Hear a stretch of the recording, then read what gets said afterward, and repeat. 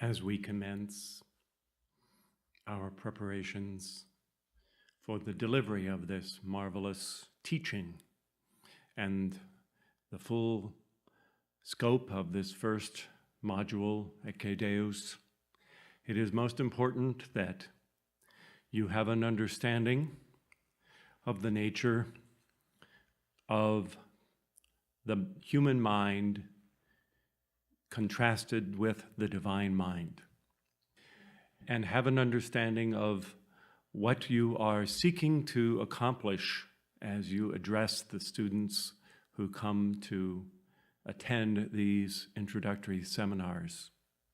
You should understand that the outer mind is not only finite, but it is also kind of like a molded mask that has taken on certain contours and shapes. And there is a great tendency, even though it is momentarily stretched one way or another, for it to return by the habit ingrained within it back into its old ways of thinking and of knowing. Your task is to work with the hearts of those that you are addressing, to reach their hearts first and foremost, so that the heart, which is a true indicator of the Spirit, will be able to sustain those individuals through the period of time when the human mind must undergo transmutation, change, transformation, and at long last, that outer mind will become a pliable, receptive chalice for the mind of the Holy Christ Self. So, in one sense, you should have the understanding that this is going to take repeated impacts of the divine light over and over again. The human mind is slow to change and slow to react to brand new ideas, especially ideas of the divine nature, because these ideas occupy higher dimensions, many more than just the outer three dimensions. And from long living in earthly bodies, lifetime after lifetime, more or less fashioning the same human mind, one lifetime after another, there is a major transformation that must take place in consciousness as the self adjusts to the ideas of the divine. Your ally in all of this is, of course, first and foremost, the heart flames of those to whom you are addressing, is their own beloved God presence, the I Am presence, that is the final and ultimate authority for their life streams. And your ally is also that great brooding and overshadowing presence of their own Holy Christ selves. And what you are seeking to do is to create a crevice, an opening, for the light of the Holy Christ Self to begin to cast its beams through the mental body and the emotional body. What will eventually occur is that the Holy Christ Self, who is even now, as Jesus said, ever beholding the face of its presence, its Father or Mother in heaven, the Holy Christ Self will begin to stream its very own consciousness through the chalice of the four lower bodies. And as that light flows through the outer mind and heart, it will be what is called illumination.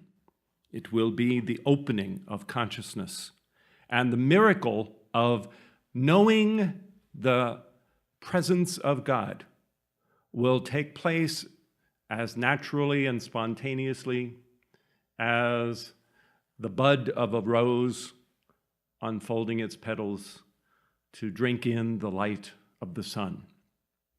This is not only true, I'm sure you realize, for those new students who will be introduced to the teachings of the Ascended Masters for the very first time, but in many ways it is true for you and I as well.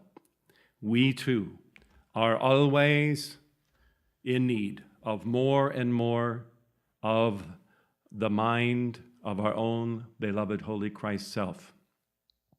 I'd like to give you just a little synopsis of the distinction between the outer mind and this mind of your Holy Christ Self. The outer mind, while it is using a physical body, basically has two means available to it to decipher life. The first is the physical information that is sent to the mind by the five physical senses.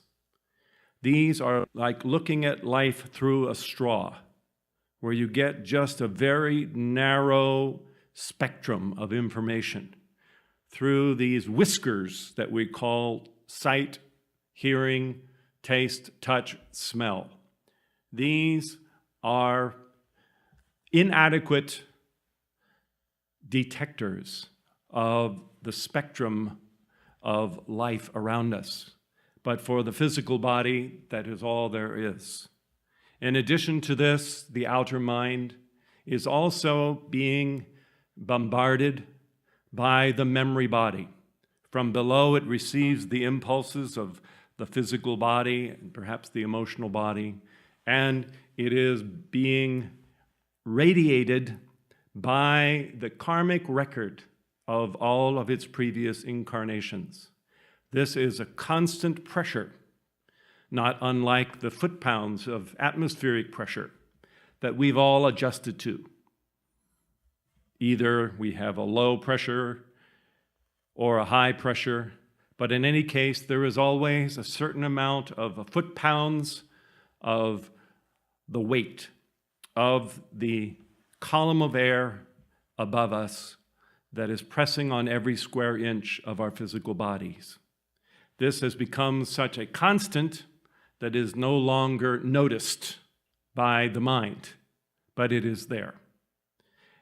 Just so with memory, the pressure of the memory body, with all of the pent-up momentums of all of our previous embodiments, presses upon the mind and causes a whole host of subconscious reactions and phenomenon that also account for many of our mood swings and so forth.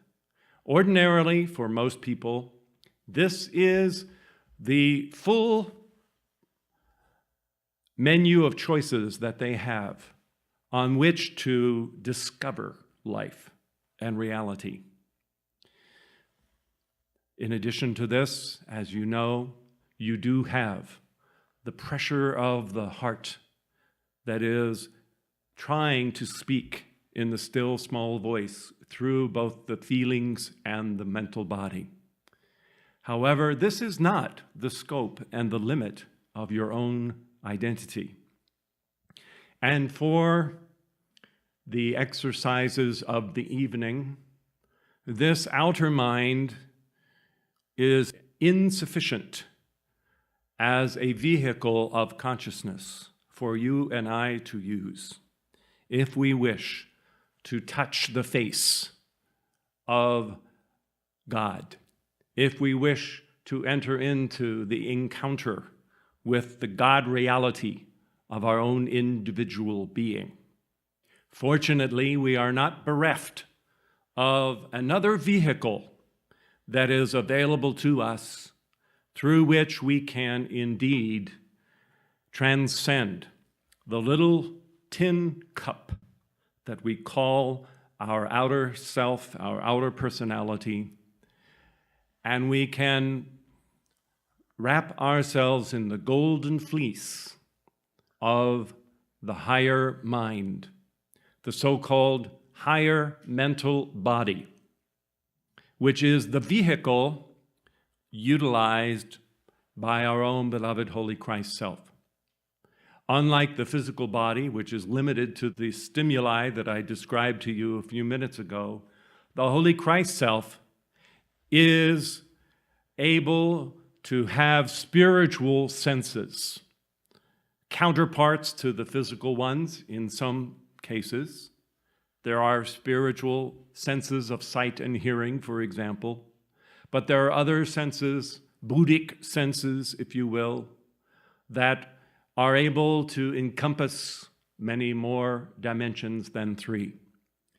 In all these cases, however, the vehicle of the Holy Christ self, the vehicle of that mind, is so fashioned that it is able to reach into the innermost Holy of Holies, where the electronic body of the God presence lives, and is able to bring back in full waking consciousness into the chalice of the Holy Christ self the full cognizance of being that is in the very heart of the presence. As you make room for your Holy Christ self, as you get rid of that sense that Peter had, when Jesus was going to wash the disciples' feet, he came to Peter, and the ego and pride within Peter rose up. And the human self rose up saying, "Oh, you who are so very high and pure, you should not condescend to soil yourself by washing the feet of such an insignificant one as I," meaning Peter, in a form of false humility, which was a thinly disguised, embarrassing somewhat display of the outer self that says that it is unworthy or too remote to be bathed by the Christ. The feet are a symbol in the body for understanding. And so the washing of the feet is the washing of the understanding of the self.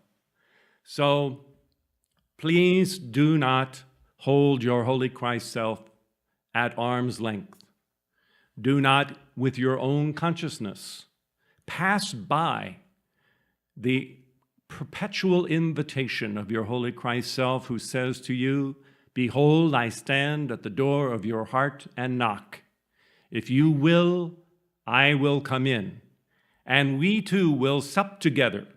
You shall drink my life.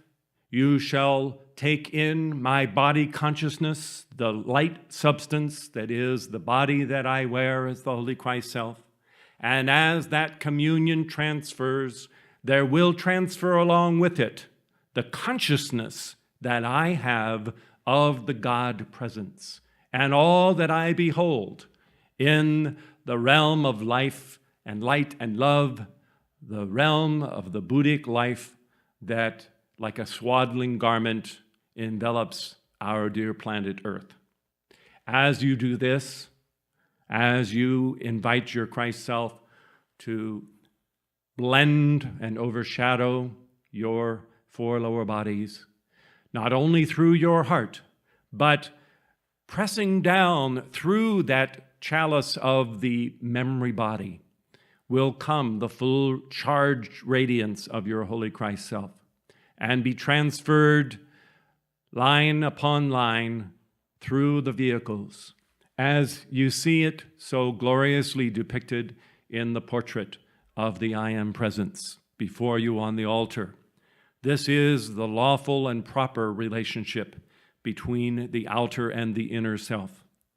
You will, to your own amazement, discover, as you walk with your Holy Christ self day and night, as you hallow your life, as you make holy your experience from hour to hour and day to day, so that your Holy Christ self may remain in that close outer communion with your outer self.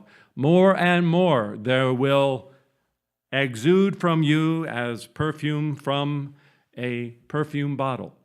There will exude from you a greater and greater sunrise, dawning awareness of the nature of your own beloved, mighty I Am presence. We have a song to the Holy Christ flame, and I am going to courageously invite all of you to stand and sing this song without accompaniment, in full devotion and adoration to this blessed higher mind, which is not a separate self, separate and apart from who you are, but is really a fuller life wave expression of your own being. So if you will, please rise as we sing together Thou Holy Christ's Flame on page 53, following the invocation. Page 53. In the name of the threefold flame of love, wisdom, and power, blazing forth now from the altar of our hearts, and the hearts of light bearers and torch bearers in attendance across the face of the earth, we call to beloved Lord Krishna and Sophia, to beloved Archangel Jophiel and Christine, to Gabriel and Hope. We call to the mighty Elohim of illumination, Apollo and Lumina. We call to beloved Lord Lanto, to beloved Jesus and Kuthumi, magnificent world teachers, to the mighty Lord Maitreya, to our own beloved Lord Gautama, to the great Manus of the root races, to the God and Goddess Meru, beloved Lord Himalaya, beloved Vevasvata, beloved great divine director, to the Goddess of Liberty and the Lords of Karma, to blaze forth now the power of the second ray, reinforcing the light of the divine mind of the Holy Christ self of each one. Let this light, augmented by ascended master light, find the requisite authority to pour forth, blending with the heart and the upraised chalice of consciousness of each one assembled here, so that they might be equipped with those garments of consciousness, able to endure the fiery furnace as it pours forth from the very heart of hearts of the mighty individual I Am presence in the heart of the great, great silence. We thank Thee, and to this end we offer up our hymn of prayer and adoration.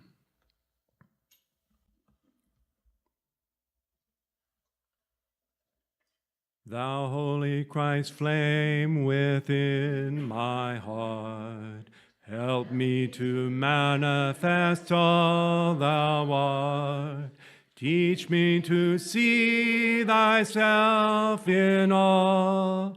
Help me to show man how to call all of Thy glory from the sun, till its great victory is won. I am, we love Thee, Thou art our all. I am, we love Thee, hear our call. I hear Thy call, my children dear. I am Thy heart, so never fear. I am Thy mind, Thy body too. I am in every cell of you. I am Thy earth and sea and sky, and not one soul shall I pass by. I am in thee, thou art in me. I am earth's victory.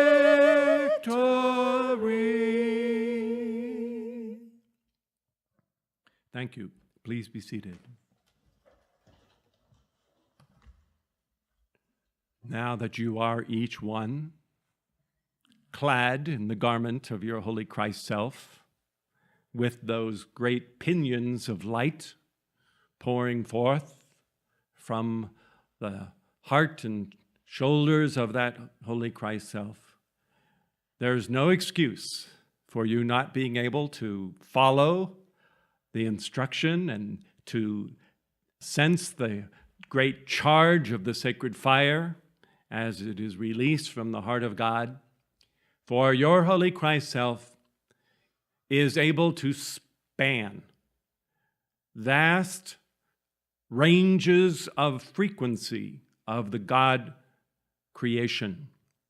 Your Christ self is able to hold connection simultaneously with this outer world, even down to the physical, and at the very same moment be holding its attention likewise and knowing itself present in the realm of your blessed, mighty I Am presence, the realm of the electronic body, spanning many, many worlds, 7 entire realms of creation, all held within the same waking conscious awareness of your own holy Christ self. This is necessary for you to have deposited in your waking consciousness and imagination the living coals of the Ascended Master's truth, that they would have you understand, for you to receive those embers of the sacred fire as fiery engrams, like you had been entrusted with a coal that you were going to carry home to your own altar. And you would know that throughout the journey, it was necessary for you to be sure that it could blaze forth, that it had enough oxygen and enough fuel and enough protection from the outer gusts of wind that it would not go out. Just so, you are required to hold your imaginations alive and fan the flame of the divine mind and the embers of this divine mind that are entrusted into your keeping. For if you are to go forth and to teach the teachings of the Ascended Masters, if you are to bear witness to the truth of the Ascended Master law, would you not agree that you must have something to give? Would you not agree that it would be a great deal more convincing if you spoke from first-hand experience rather than merely relating that which others have told you? You must have then this living experience in the tangible reality of your own God presence. There was a time many years ago when beloved Jesus gave a dictation, and he quoted a certain line of scripture, and he observed as those who were in attendance passed by that message. And he returned to that point and challenged them, asking why it was that they did not each and every one sit bolt upright in their chairs, why they did not feel the electrifying power of that truth galvanizing the rod of power upon the spinal altar and causing their whole world to become a conflagration in an instant at the touch of that flame of truth. He, Jesus, was speaking from his own firsthand experience many, many times of coming in contact with the truths of cosmic law and feeling the charge of that going through his world.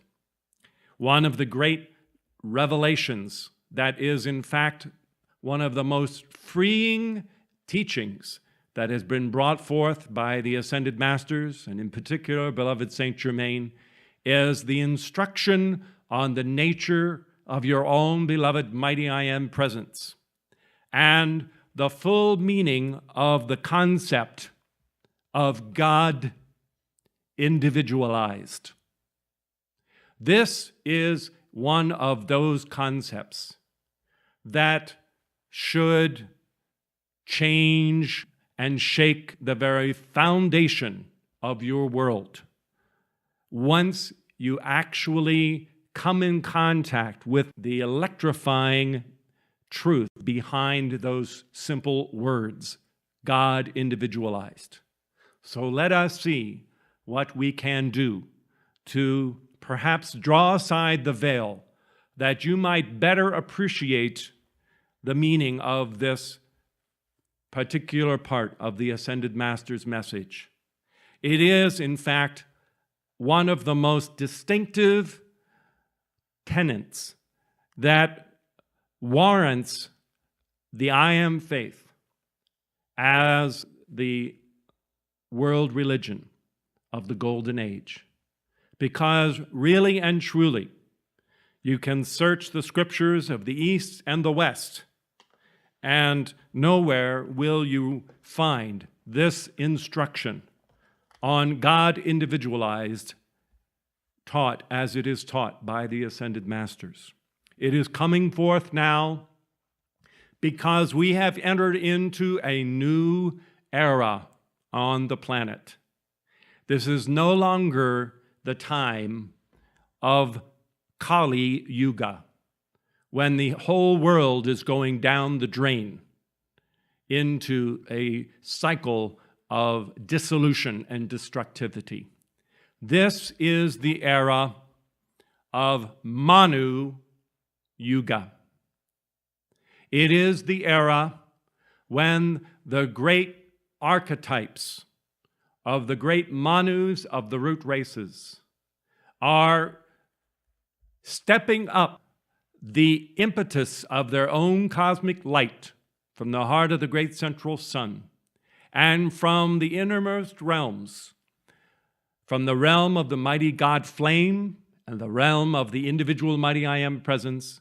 These great Manus are pressing their light through the worlds of the individual mighty I Am presences, and they are adding such a compression of that light as to furnish their own attainment, placing it in the hands of the God presence and Christ selves of those who are the evolutions of this earth, to enable the Christ selves to actually do more with the outer expression of themselves than would karmically be merited by those very same life streams. This is a mercy and a grace of the law that only an ascended master could fully appreciate. You will count your blessings when you are ascended, and you will read the record of the impetus for your own ascension, the great slingshot action that you are receiving even now as the strengthening of the light of your own God presence is accomplished from within out by this outpouring of the cosmic light, so that the awakening of that God self will occur through the four lower bodies. So let us now look more closely at this great freeing message of God individualized.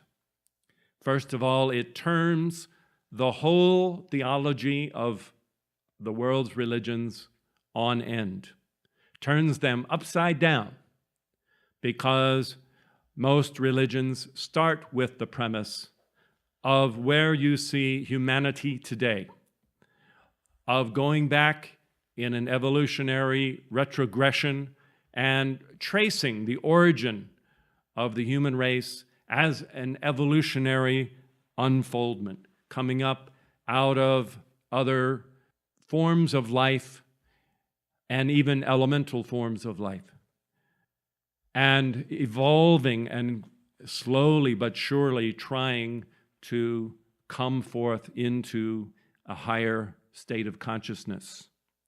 Even Christianity and Judaism got around to conceding the idea of a soul.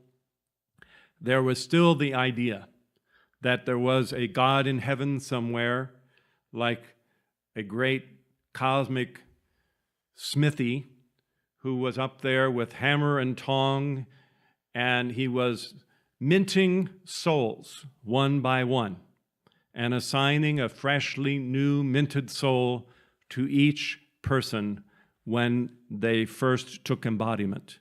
Now, whether you believe in re-embodiment or not, in either case, if you as an individual trace your origin on these beliefs to the time when your soul began, you have already entered into a state of duality, where there is your soul and you on the one hand, and then outside of you, in another place, there is this great brooding God presence that is the actual creator, while you are the created. You are the creature that has been created.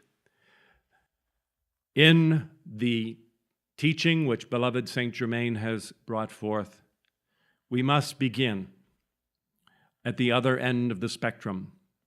We must begin with Brahman, with Tat, that, the allness of the absolute, that is so impersonal in some respects that in the East they are hesitant to give it any actual characteristics that are specific, preferring instead to describe it as not this characteristic, not that characteristic.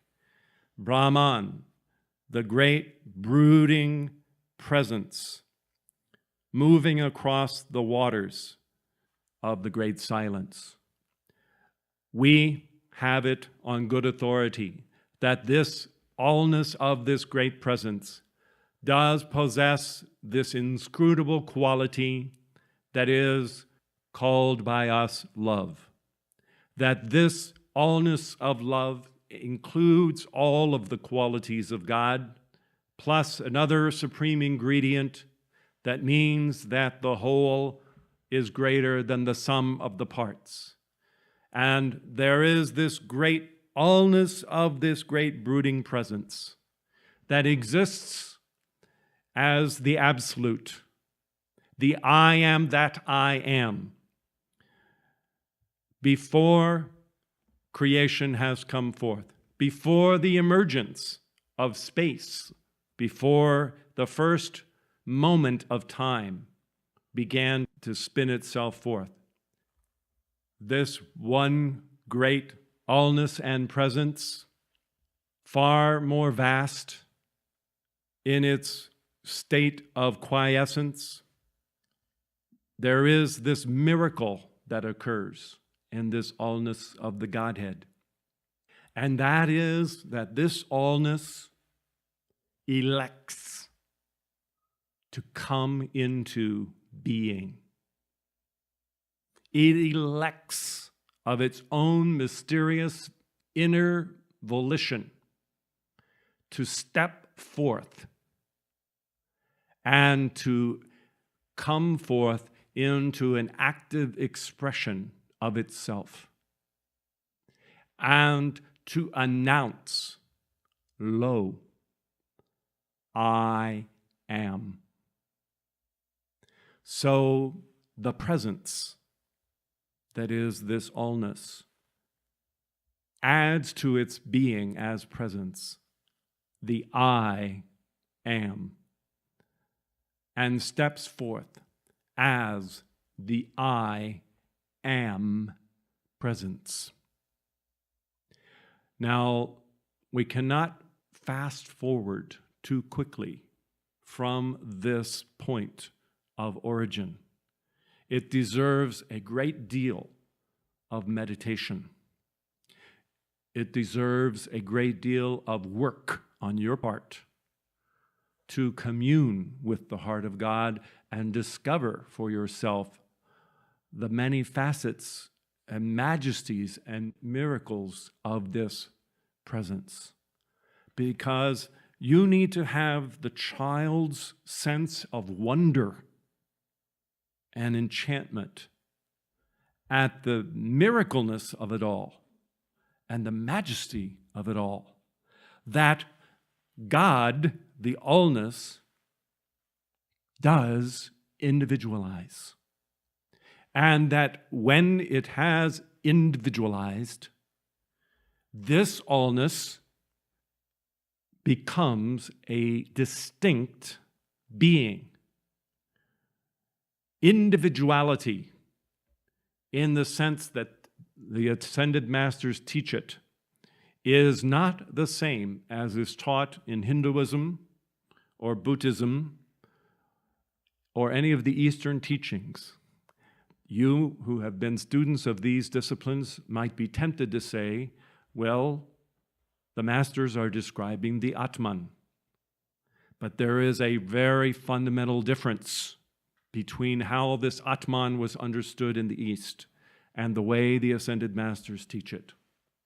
For in the East, the Atman was a quanta of the allness of the Godhead, multiplied over and over and over again, where each ray of the allness of the Godhead was indistinguishable from one another and from the allness of the Godhead.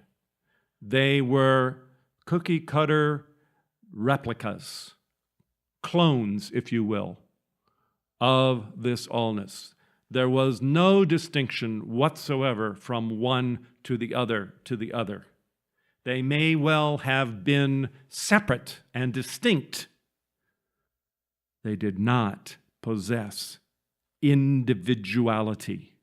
That word should not glibly roll off your tongue. The individual mighty I am presence. It is there for a reason.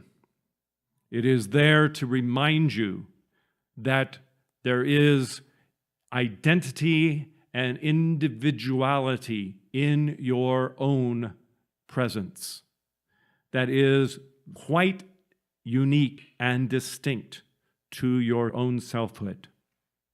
It is not the same as if I were to hand every person in this room a mirror, and then I would light a candle here, and you would all hold your mirror up to this one candle flame.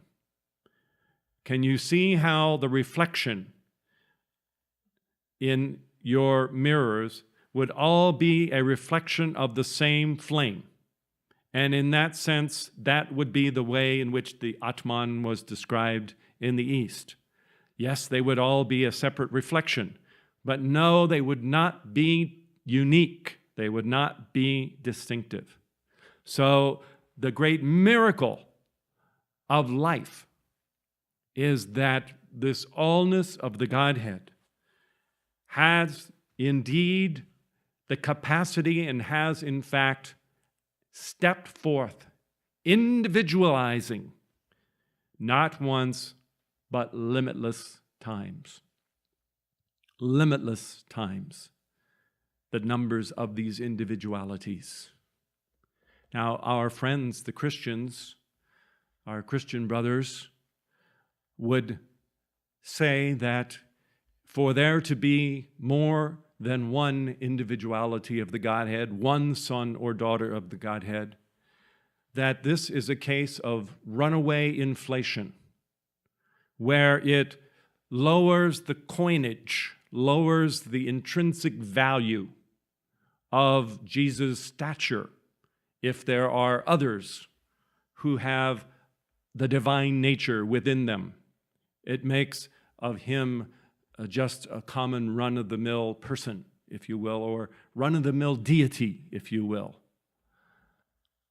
As you enter into the divine domain, you will come to understand, again, the miracle of this individualization is that each and every one of these blessed God presence that has come forth is precious beyond all measure in the eyes of the eternal.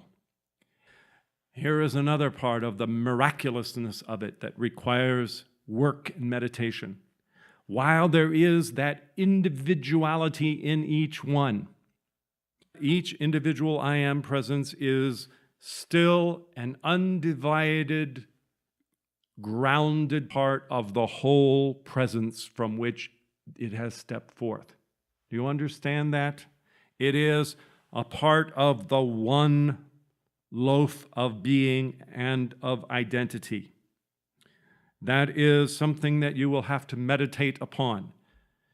The way that we have come to understand it is that in the name I am is a key to that very mystery, in that the I represents the focus of individuality, whereas the am represents the all-encompassing, all-embracive being of the totality, so that there is a total overlap of the hem of the garment of identity. This, you should understand, is true for everyone who has achieved the ascension. They do not draw any sharp demarcation of identity between themselves and every other part of God life. They do not say, this is me and you're over there. But they look within themselves, and lo and behold, the entire cosmos is within that individuality and that amness which they are. Every other ascended and cosmic being, every other part of creation, it is all there, because individuality is still rooted in the ground of identity, which is the presence. And so there is that totality of being. Jesus called this the hem of the garment. It is the outermost fringe of the garment of identity. And we all, in a sense, share the same hem of identity, while we have the separate point of individuality within. As you begin to meditate upon these things, and you allow for the uniqueness of the God presence that you are, it changes the whole ideology. Your whole worldview begins to shift, and you begin to look out at your own personal experience and interpret what's happening in the world around you through the eyes of this being, this presence that you are at inner levels. For those of you, let me say that when the I am presence steps forth, we are not tonight going to talk about the God flame, the individualization that comes forth from the great central sun as the God flame, the great androgynous whole of identity, which continues to abide at an anchor point, a fixed point of consciousness above the realm where the individual mighty I am presence comes forth. By the time the individual mighty I am presence that you see portrayed in the chart comes forth, you already have the stepping forth of the expression of the divine polarity of Alpha and Omega. You have the masculine qualities expressed in the Alpha presence. And the feminine qualities are there, mind you, but they are within. And likewise, in the omega polarity, the feminine qualities will be predominant, and the masculine are sublimated. Both are within the allness of the ray that comes from the God flame to each I am presence. From time to time, there will be the obligation of the presence to gain consciousness and attainment in each of these rays. But by and large, one will uphold the masculine alpha charge and the other the feminine. This means that God is not only Father, as we have inherited down through our Judeo-Christian tradition here in the West, but God is also Mother. This means that not only are we who wear the masculine body fortunate to have a presence that we can identify with, wearing that alpha charge, but you ladies are likewise blessed with the ability to identify with that great feminine polarity of your own individual mighty I am presence as a being that is expressing that polarity. You see, once you are freed from this idea that the presence is merely the one quanta of the Atman and must be all things to all people at all times in all appearances, once you are freed from that, you can relate as you are intended to that being whom your blessed presence is. Once you have made that transference, you begin to discover that your own presence has a will that it has elected to outpicture. It has a divine plan. It has an agenda for itself, and you are that agenda. And you are here for the express and exclusive purpose of discovering that agenda and fulfilling it. As Jesus said of his own presence earlier today, my meat is to do the will of him who sent me, to find, to discover, and to complete the work of his own I am presence. So it is for every one of us. Why? Because guess what? The truth is that we are no less than and no more than the truth of the being that our own individual presence is. And once we awaken to the distinctiveness of that presence and discover that it is capable of independent thought, independent action, independent choice, and initiative on its own part, this life gets to be high adventure because we have swooped down on a great descending arc of incarnation. Lo, I am come to do thy will, O presence, into this world of form. We're here now, and praise God, we are finally awakening to this being whom we are. And we are rediscovering why we in the presence, elected to come here.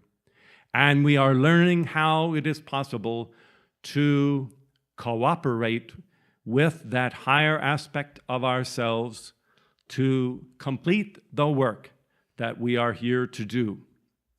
I promise you that as you come into this identification with your presence and know it as that individual being who is the source of your selfhood, all of this foolish and nonsensical sense of duality will wash off, will slough off into the violet flame and be no more. This idea, like Peter had, that, I'm really not worthy to enter into the washing of the feet by my Lord. This sense that you are either incapable or unworthy, or it's too soon, or you haven't had enough evolution or enough development or attainment for you to call down the rain of fire from your I am presence is utter nonsense. It's just part of the learned error inherited from millions of years of human mistakes, but it's not a part of the truth of cosmic law. You should have a sense that you are, for your own I am presence, the immortal beloved of your presence. You are the apple of the eye of your presence. You are the crown prince or princess of your own I am presence. And as such, you have entree. When you put on the robes of your holy Christ self, you have entree wearing those garments into the throne room of your own I am presence. You are able to enter right there into the Holy of Holies, and you are able to call down the full descent and outpouring from your own electronic body all the way to the physical plane.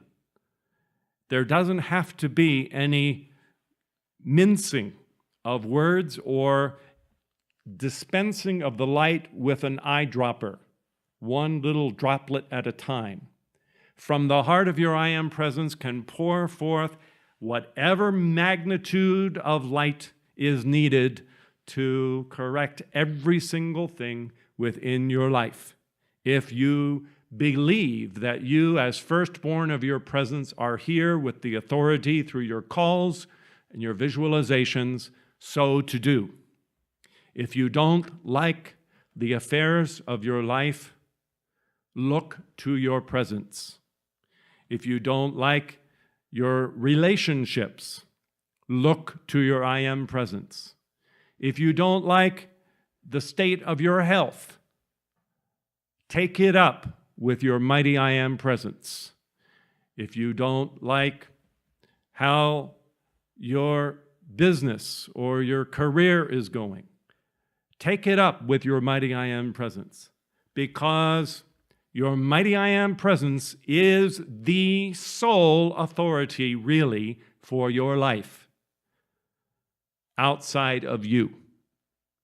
That proviso must be said. In this world, you and your free will do reign supreme, and you can repeal the fiats of your I am presence for perfection if you stubbornly insist upon doing so.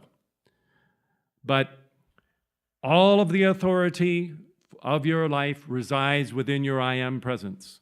Before the ascended masters look to gift of a dispensation, they will not only read the record of your causal body, but they will look to the nod from your mighty I am presence. Sometimes it is the I am presence that sends the light ray forth, calling for assistance to your life stream, and the ascended masters come in response to that. But you should have the sense that no other part of life out here has that authority. When Jesus stood before Pontius Pilate, and Pilate said to him, "You know I have the power to put you on the cross and crucify you." Jesus said, "You wouldn't have that power unless it was given to you of God. And furthermore, I could call to my heavenly Father, and presently he would send me more than 12 legions of angels who would deliver me from you if that was the plan."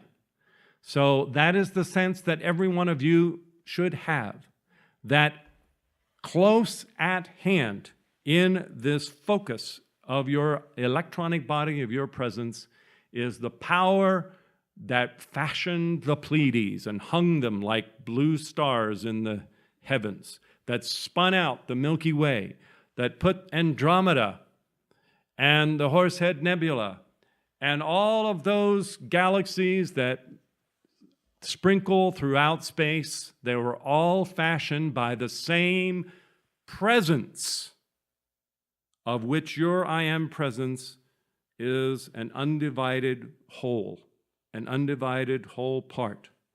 There is no limitation in the consciousness of that being whom your presence is. And it only occurs when there is constriction through thought and feeling and the constriction of the outer self. This is the means that beloved Saint Germain and Master Moria and the other members of the Brotherhood have set forth for you and I, a way for us to meet the challenges of this world. I grant you that for a time it might be necessary for us to get a little assistance from time to time by other outer means, whether it's the modern medicine, modern means of conveyance, means of communication, other kinds of things like that. Those are all fine as adjuncts to the role of your presence. But what we have been given is a clean burning fuel with no byproducts that pollute the earth. In our mighty I Am presence, there is a power there to do everything that we need to do from within the God self. And that is what we are finally discovering. Everyone will sooner or later have to come to this same point when they do things by the power of the love and the magnet of love that they draw forth from their I Am presence. You can use expedient means to get by in life however long you wish to, but it won't get you out of the samsara of lifetime after lifetime after lifetime after lifetime. The masters have pointed out, many of them, that when they first came to the earth, many of us were already here, and we had already had a head start on them. And now they've gone on and they're ascended. And the main difference is they didn't take the lazy way out of just doing things expediently by human strength, but they went to the source of the God self, and they learned to draw forth from the power of their presence and draw it down and out into life, and finally to take dominion. And that's why this whole message of God Individualized is so very, very important. Because if you don't understand that your I Am presence stepped forth and saw the vision of itself as an ascended being, and saw that in order to become the ascended being that it saw in that vision, it had to come into an earth such as this or somewhere else, and it had to master emotion, mind, physical substance, fire, all of the elements. It had to master them, and it had to bring down the light of its own illustrious electronic body and take dominion over the earth. Bring it down and do it here. Gain that mastery. That was the purpose of incarnation.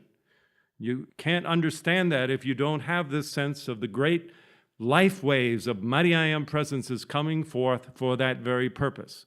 The purpose of being alive is not to escape the earth and its suffering, either through a vicarious atonement of one Son of God paying for our sins a couple thousand years ago, nor is it the purpose of escaping the earth through means of yogic disciplines, whereby you learn not to make any negative karma, or good karma for that matter, because good karma can be just as much a magnet that keeps you to the earth as negative karma. So you learn to still everything and slow everything down and stop desiring anything, and stop thinking, stop the impulses going forth, slow it down, cool it down. And the idea is that someday you're going to slip right out of the grip of the earth and slip back into the allness of the Godhead. Well, that is a very tragic view of liberation, because it belies the purpose of coming into embodiment in the first place. The original purpose of coming into embodiment was not a mistake on the part of the I Am presence. It was not a case of ignorance, as it is referred to in the East. It was a deliberate act to take dominion over the earth. So, once you have the understanding that this is not a God separate from you, but this is your very own being that you are relating to, and that this is a mighty titan that has the powers of nature in its right hand, in its breath, in its sight and voice, and can command life. And that what our whole path is about is that we are being shown how to trigger the release of this germinal white fire core power of creation, that is the power within the atom, to bring it forth into manifestation. That is how and why we are all here. I think in one sense, I just would like to point out to you that in the case of one of the whole life waves that is assigned to our planetary home, those known as the seventh root race, in some ways it would be so instructive if you were able to meet and interview and commune with some of those who are the God selves of that seventh root race. It would be so very wonderful, because as you met them one by one and you looked into their eyes, you would see the uniqueness of individuality smiling back at you. You're not going to see a set of blank stares, a set of Barbie and Ken, by the thousands and hundreds of millions of Barbies and Kens staring blankly back at you. No, you're going to have individual, sentient, breathing, loving, cognizant beings, celestial beings, illustrious, august, royal personages who are firstborn of the allness of the infinite, who are blood brother and blood sister of you. Interestingly enough, the great wisdom of the law has seen fit to bar their entry into this planetary home at this time. I wonder why. It is not the better part of wisdom that those innocent doves should come into this world and immediately, through the reproductive magnetic way in which life reproduces after its kind, have imposed upon them so much of the density of this outer world. So, mind you, with those seventh root races, there are not any such things as four lower bodies. There are not yet what you would even call a memory body. And many of these mighty I Am presences have not yet gone so far as to set up a focus of themselves in the realm that is more dense than theirs, which is nevertheless still perfect and whole and pure, the realm of the Holy Christ selves.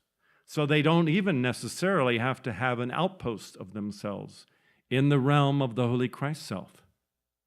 But yet they do have life, breath, initiative, all of the things that we know as selfhood and identity. And that should drive home, hopefully, for you just how tangible and real is your own beloved mighty I Am presence. Now, who's going to be on your side, if not your own mighty I Am presence? Because after all, are not your fortunes the fortunes of your own God self? Are the two of you not inextricably intertwined as one being? When you see and experience the great magnificence of that identity, which your God self is, you won't be like Peter Pan anymore. You know the opening scene of Peter Pan? He's in Wendy's bedroom, going through her dresser bureau, looking for, of all things, his shadow, which he left behind on a previous visit, and he's back there because he wants to sew his shadow back onto himself. You won't need your shadows anymore. You won't need your shadow selves to be the familiar sense of who you are, because you will have exchanged that soiled, ephemeral garment for the garment of your own electronic body and the full being that is within that body. And you will be very happy to take those skeins of that not-self and drop them into the violet flame, and there won't be a single crocodile tear. You won't look back over your shoulder wistfully at that old, familiar soul that was your companion for so long on this planetary body, because you will be so enamored with this glorious divine being whom you are. I'd like to close with one of the most sublime rhapsodies on the joyous love and communion between the embodied son or daughter of God and their own individual mighty I Am presence. It's to be found in the Song of Solomon. Not knowing the truth of the individual mighty I Am presence, theologians had to try to figure out an alternative form of symbology that was at work within this scripture. And so many of them tried to relate it to the relationship between Jesus Christ and the church that he sponsored, which he, of course, indeed did sponsor. But that is not really what is being talked of. This is you and your beloved presence that is speaking back and forth to one another. And if you will allow yourself a few moments of sublime love with that beloved of your being, as you enter into that sweet communion, the memory of it and the joy of it will last throughout your life and will spur you on. You won't be satisfied with anything less until the moment of the resurrection and the ascension. I am the rose of Sharon. I am the lily of the valleys. As the lily among thorns, so is my love among the daughters. As the apple tree amongst the trees of the wood, so is my beloved among the sons. I sat down under his canopy with great delight. His fruit was sweet to my taste. He brought me to the banqueting house. His banner over me was love. Stay with me with flagons and comfort me with apples, for I am sick with love. His left hand is under my head. His right hand doth embrace me. I charge you, O ye daughters of Jerusalem, by the roes and the hinds of the field, stir not up, nor wake my love until he please. The voice of my beloved, behold, he cometh, leaping upon the mountains, skipping upon the hills.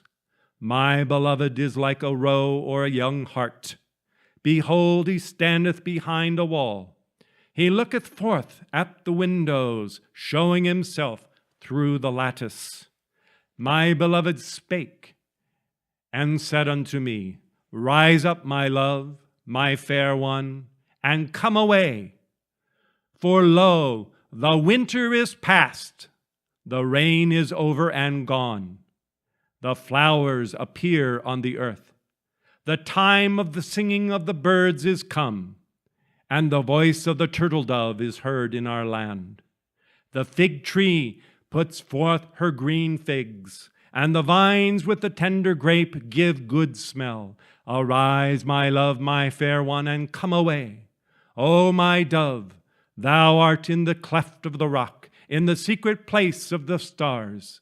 Let me see thy countenance, let me hear thy voice, for sweet is thy voice, and fair is thy countenance. My beloved is mine, and I am his. He feedeth amongst the lilies, until the day break, and the shadows flee away. Turn, my beloved, be thou like a roe or young hart upon the mountains of Bether.